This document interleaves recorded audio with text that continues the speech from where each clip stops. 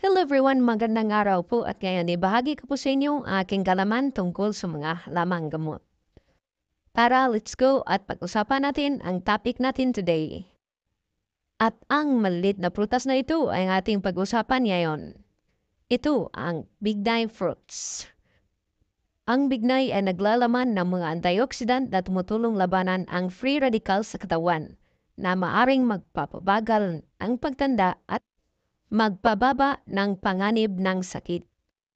Ang prutas na ito ay nakakatulong sa pagpapababa ng blood pressure at cholesterol levels, kaya magandang mapanatili ang kalusugan ng puso. Mayaman sa vitamin C, tulad ng maraming prutas, ang bignay ay may taglay ng vitamin C na nakakatulong sa pagpapalakas ng immune system at pagpapagaling ng mga sugat. Ang fiber naman sa bignay ay nakakatulong sa maayos na pagdumi at pagpigil sa constipation.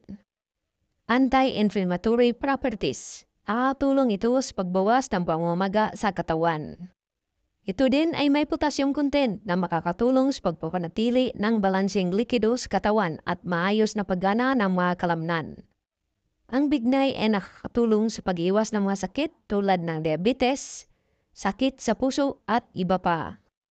Tandaan na mainam kumain ng prutas ng tama at hindi sobra upang ito ay makuha ng tamang benepisyo.